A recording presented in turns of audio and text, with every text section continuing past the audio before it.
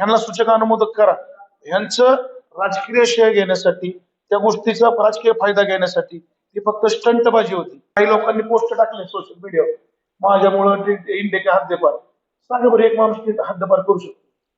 परंतु तेथील लोकांच्या ड्रेनेजची अजूनही सुविधा झालेली नाही आणि घरकुलाचा प्रश्न देखील आढळलेला आहे. विरोधी पक्षाच्या नेत्या आणि विरोधी पक्षाचे नगरसेवक त्यावेळेस का नाही उठून बोलले? त्यावेळेस का मुख गिळून गप्प बसले? नमस्कार, नव महाराष्ट्र न्यूज मध्ये आपलं स्वागत आहे. मी अनिकेत कांबळे. मित्रांनो, गेल्या 2-3 दिवसापूर्वी बारामती नगर परिषदेची मासिक सर्वसाधारण सभा ही पार पडली आणि या सभेमध्ये अनेक नगरसेवकांनी आक्रमक भूमिका घेत आपापल्या प्रभागातील प्रलंबित प्रश्न मार्गी लावत त्या ठिकाणी सर्वसामान्य जनतेला न्याय देण्याचं काम केलेलं आहे. आणि असेच आपल्यासोबत एक आक्रमक नगरसेवक आरोग्य सभापती नवनाथ बल्लाळ आहेत. त्यांनी देखील अजित पवारांचा स्मारक जे होणार आहे त्याच्यावरून काही नगरसेवकांमध्ये श्रेयवाद घेण्यावरून जो तेढ निर्माण झाला होता.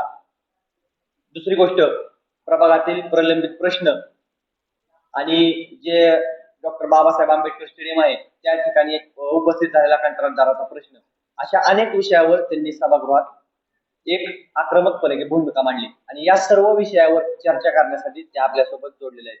प्रथमतः तुमचं नव महाराष्ट्र मध्ये स्वागत आहे. काय सांगाल की त्या दिवशी आपल्या नगरपालिकेची सर्वसाधारण सभा पार पडली आणि त्या सभेमध्ये आक्रमक भूमिका आपण मांडली आणि अजित पवारांच्या स्मारकावरून नगरसेवकांमध्ये श्रेयवाद घेण्याचा त्या ठिकाणी प्रश्न उपस्थित झाला होता. सर्वसाधारण सभेमध्ये जो प्रकार घडला त्याच्या अगोदर आपली सभा झाली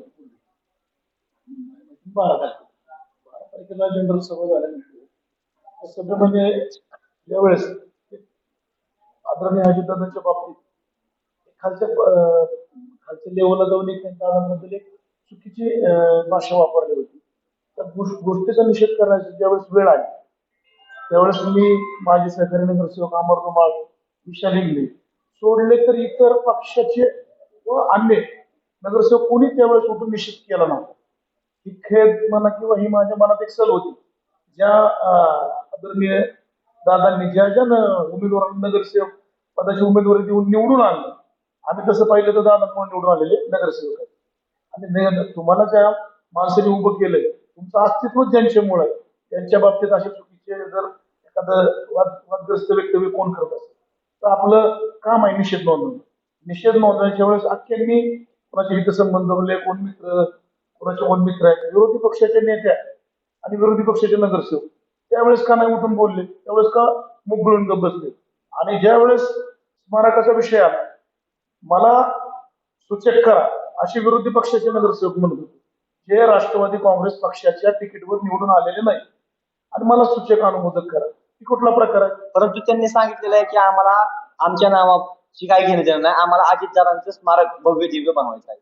मग अजितदादांच्या बद्दलच बेताल वक्तव्य केलं ना त्यावेळेस, तुम्ही बी सभागृहात होता ना. तुम्ही त्या उठून जर निषेध तुम्ही नोंदवला असता तर यदा कदाचित मी म्हणलं असतं मनाचा मोठेपणा करून ह्यांना सूचक अनुमोदक करा. ह्यांचं राजकीय श्रेय घेण्यासाठी, त्या गोष्टीचा राजकीय फायदा घेण्यासाठी ती फक्त स्टंटबाजी होती. आणि तसं पाहिलं तर ते प्रभाग ज्या ठिकाणी लोकनेते आदरणीय अजितदादा पवार यांचं स्मारक होते ते प्रभाग 14 आहे, सर्वे नंबर 211/1. त्या ठिकाणचे नगरसेवक मी आहे. साहजिक आहे, गेल्या मिटिंगला नगराध्यक्षांनी सांगितलं होतं ज्यांचा प्रभाग आहे आणि जे विकास कामं ज्या ठिकाणी चालू होणार आहेत त्या ठिकाणचे नगरसेवकच सूचक अनुमोदक राहते. ह्यांनी त्या विषयात ना घुसायचं कामच नसतं, फक्त श्रेय घेण्यासाठी हे केलेली त्यांनी स्टंटबाजी होती. दुसरी गोष्ट बघायची झालं तर आता अजितदादांचा स्मारकाचा 3.5 एकरावरती जो 50 मीटर उंचीचा पुतळा उभा राहणार आहे, याकडे कधी हा काम मार्गी कधी लागेल? तसं पाहिलं तर जलदगतीने काम सुरू करायचं नगराध्यक्ष सचिन शेठ सातव यांचे प्रयत्न चालू. कालच त्याच्या संदर्भात सचिन शेठ सातव यांनी आढावा बैठक घेतली. त्यामध्ये मुख्य अधिकारी आम्ही, बांधकाम सभापती, उपनगराध्यक्ष, पाणी पुरवठा सभापती, महिला बालकल्याणचे सभापती बसून आम्ही त्या नगराध्यक्षांच्या सूचनेप्रमाणे सगळ्यांनीच बसून त्या कामाच्या संदर्भात त्याला आढावा घेतलेला आहे. लवकरात लवकर जेणेकरून ते स्मारक करत असताना भारत देशात तर आमच्या डोक्यात आहे की महाराष्ट्रातले लोक येतीलच, पण या भारत देशातले लोक ते स्मारक बघण्यासाठी यावं असं आम्ही ते स्मारक नगरपालिकेच्या माध्यमातून करणार आहोत. या गोष्टी करत असताना राज्याचे उपमुख्यमंत्री आदरणीय सुनेत्रा वहिनी असतील, पारदादा असतील, जयदादा असतील, यांना बरोबर घेऊन त्याचे अतिशय चांगला प्लॅन करून एक दर्जेदार स्मारक ते आदरणीय अजितदादांनी सबंध आयुष्य आपल्या तळागाळातल्या लोकांच्या विकासासाठी खर्च केले. त्यांचे जेवढे जीवन प्रसंग असतील, जनता दरबार असेल किंवा त्यांच्या अजून अनेक कार्याच्या त्या ठिकाणी उजळा देणारे मेमोरियल असेल, अशा अनेक गोष्टी त्या ठिकाणी आम्ही करण्याचा प्रयत्न करणार आहोत. तसं बघायला गेलं तर आता मेन मुद्द्यावरती येऊन आपण की आपण ज्या प्रभागातून निवडून आलेला आपण गेली 4 ते 6 महिने झाले असेल तिथून निवडून आलात, परंतु तेथील लोकांच्या ड्रेनेजची अजूनही सुविधा झालेली नाही आणि घरकुलाचा प्रश्न देखील आलेला आहे. जे दोन विषय घेतले त्याचा सगळ्यात महत्वाचा प्रश्न आहे की घरकुल योजना राबवण्यासाठी गेल्या महिन्यात मी आदरणीय राज्याचे उपमुख्यमंत्री सुनेत्रा वहिनी पवार यांना बारामती क्लब या ठिकाणी निवेदन दिले की वहिनी साहेब आपल्याला प्रभाग 14 मधला भाग आहे बऱ्यापैकी सलमी आहे, त्या ठिकाणी आपल्याला घरकुल राबवायचं. क्षणाचाही विलंब न करता आदरणीय वहिनी साहेबांनी मुख्य अधिकारी बाजूला होते ते माझं निवेदन त्यांच्याकडे दिलं, हे काम मार्गी लावा बसून. तिथनं मला मीटिंग मला वाटतं दुपारी वहिनी 1 वाजता तिथून गेलाय. त्यानंतर 2 वाजता नगरपालिकेमध्ये मुख्य अधिकारी भुसे साहेब मी बसून त्याच्यावर चर्चा केली, घरकुल योजना कुठल्या पद्धतीने राबवल्या.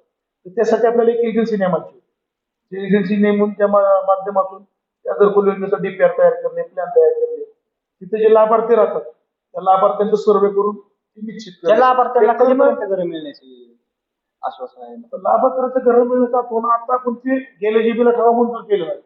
आपण ते एक एजन्सी नेमणार, त्यांच्या मार्फत त्या ठिकाणचे प्लॅन तयार करणार, लाभार्थी निश्चित करणार. ते करत असताना आपण त्या ठिकाणचे एस्टिमेट झाल्यानंतर टेंडर पब्लिश करून पहिले त्या ठिकाणी राहणाऱ्या लोकांची दुसऱ्या ठिकाणी स्थलांतरित करून त्यांची सोय करणार, त्यानंतर काम सुरू होईल. अजून एक मुद्दा आहे, प्रभाग क्रमांक 14 मधील डॉक्टर बाबासाहेब आंबेडकर स्टेडियमची अतिशय दुरावस्था झाली होती. ते केंद्र होते प्रशांत नाना सातव यांच्याकडे, परंतु अद्यापही त्या स्टेडियमची अजूनही कुठलीही चांगली सोय केलेली नाही. मागील बऱ्याच दिवसापासून पहिले आपण धीरज जाधव यांच्याकडे डॉक्टर बाबासाहेब आंबेडकर स्टेडियम त्यांच्याच संस्थेला देखभाल दुरुस्तीसाठी व क्रिकेटसाठी दिले होते. त्यांनी पाहत नसल्यामुळं नाना सातव यांच्या संस्थेला दिले. त्यांच्याकडनं देखील त्याची व्यवस्थित देखभाल दुरुस्ती होताना दिसत नव्हती.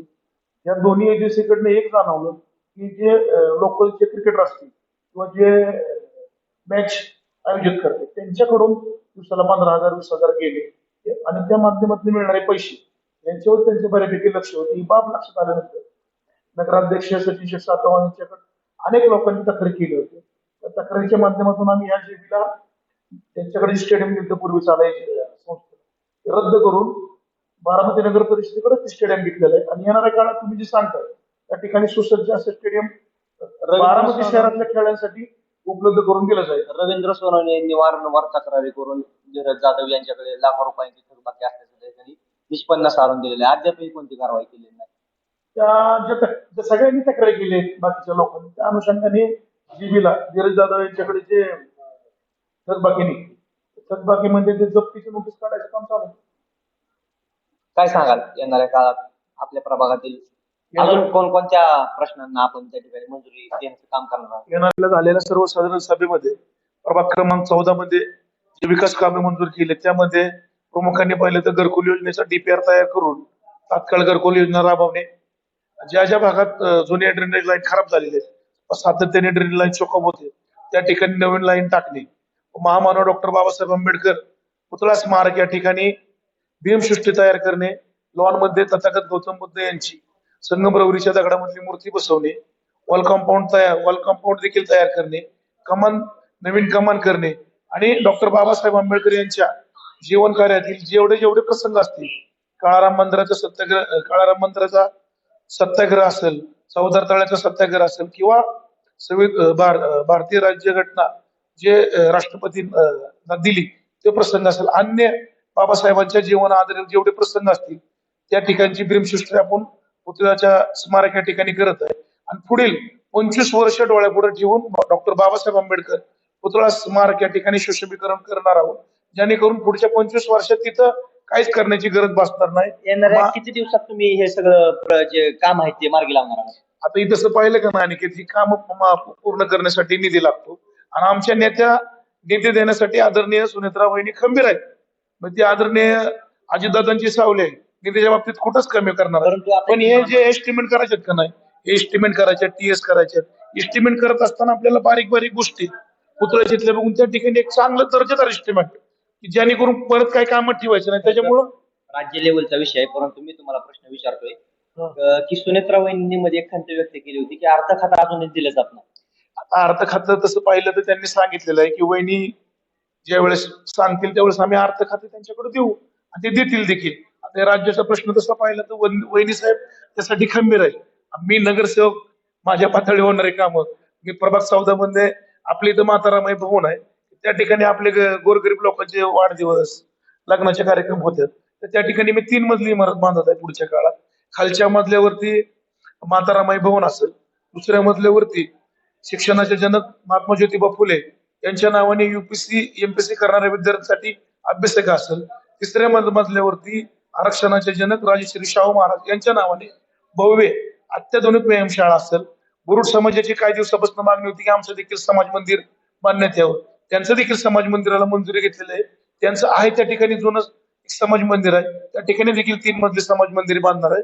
वडार समाज देखील त्यांची देखील मागणी होती की आमच्या ठिकाणी, आमच्या सोसायटी येथे या ठिकाणी समाज मंदिर असावं. त्यांचे देखील समाज मंदिर मंजूर केलेलं आहे.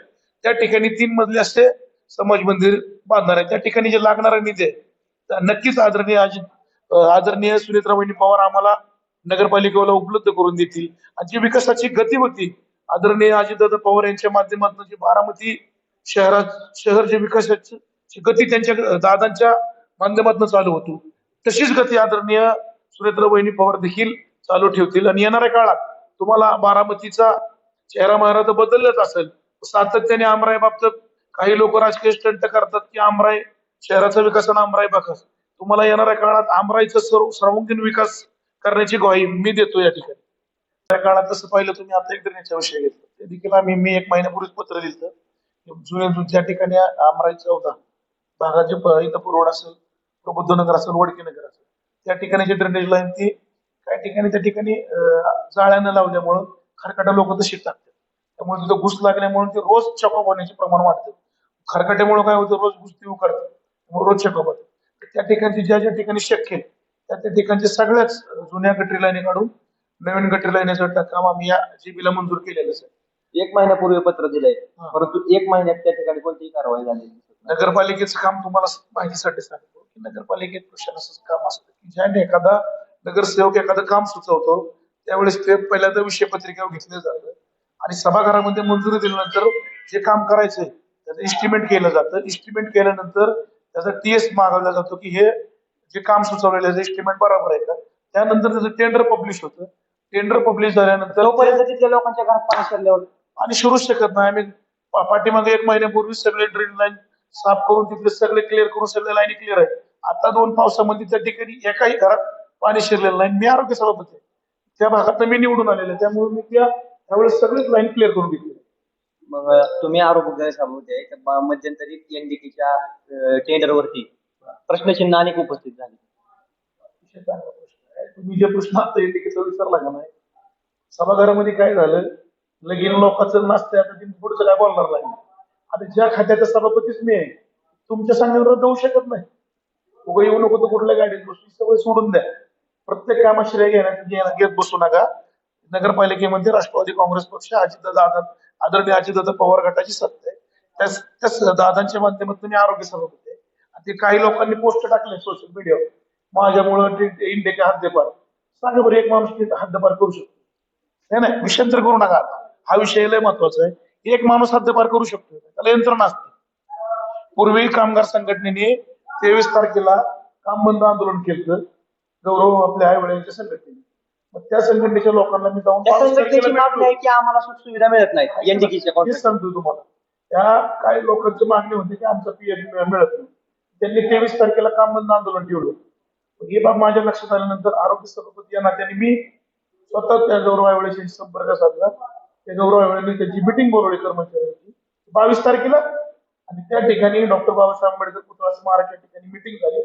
त्या मिटिंग मध्ये मी त्या लोकांना सांगितलं होतं कामगारांना की उद्या इंडिके जी कचरा संकलन करणारी कंपनी आहे, ह्या कंपनीचं टेंडर संपत आहे आणि त्याला मुदतवाढीचा प्रस्ताव नगरपालिकेसमोर मांडलेला आहे. पण त्याला मुदतवाढ मी देणार नाही, मी आरोग्य सभापती आहे. आणि थोड्या दिवसात नवीन टेंडर काढून जे तुमचे हक्काचे पैसे असतील ते तुम्हाला मिळतील. पूर्वी जे काम करत होते इंडिकेमध्ये, आता उद्या समजा इंडिकेचं टेंडर आलंच नाही, कुठला जरी कॉन्ट्रॅक्टर आला, जे पूर्वीचे लोक आहेत ना काम करणारे, त्यांना पहिले घेतल्याशिवाय नवीन लोक आम्ही बरोबर देणार नाही. परंतु गेल्या अनेक वर्षांपासून जे कर्मचारी आहेत त्यांचा पीएफ बोनस काय असेल सर्व कडलेला आहे. पाठीमागच्या काळात पाहिलं, प्रशासक असल्यामुळे नगरसेवक काय नव्हते, त्यामुळे काय गोष्टी घडल्या असतील. जेव्हापासून नगरसेवक निवडून आले, नगरपालिकेचं काम कसं होतं, तेव्हापासून त्या विरोधात मी आवाज उठवला. आम्ही बऱ्याच जणांना सांगितलं होतं, आमरातले काही लोक आहेत, ज्या गोष्टीला इंडिकेला पाठीशी घालली, तर लोकांना ठामपणे सांगितलं होतं की मी टेंडर घालवणार बरं का ती. आता ह्या टेंडरच्या माध्यमातून गोरगरीब अन्याय करणारी चंगूमंगूची जोडे, ते अन्याय करत करत ते गबरगंट झाले. समाजाचे पैसे तेच खात होते. लोकांवर दमदाटी करणं, महिलांना दमबाजी करणं, या माध्यमातून त्यांनी त्यांची घरं भरली. आता टेंडरच रद्द केलं आणि येणाऱ्या काळात ज्यांनी ज्यांनी समाजाला त्रास दिला ना इंडिके मध्ये सुपरवायझर करून, त्यांना कोणाला कसं काम करतात बघतो ना आता मी नवीन कॉन्ट्रॅक्ट आल्यावर. तर हे होते आरोग्य सभापती नवनाथ बल्लाळ. तर यांनी सांगितलेलं आहे की ज्या ज्या लोकांनी एनडीकेच्या माध्यमातून सुपरवायझरी करून समाजाला त्रास दिलेला आहे, मी त्यांच्याकडे बघून घेईल. दुसरा प्रश्न, प्रभाग क्रमांक 14 मधील नागरिकांसाठी मिल आणण्यासाठी तयार आहे व त्यांना घरकुल मंजूर करून देणार सुनेत्रा वहिनींच्या माध्यमातून मी तो विषय मार्गी लावलेला आहे. कॅमेरा पर्सन मी अनिकेत कांबळे, नव महाराष्ट्र न्यूज, बारामती.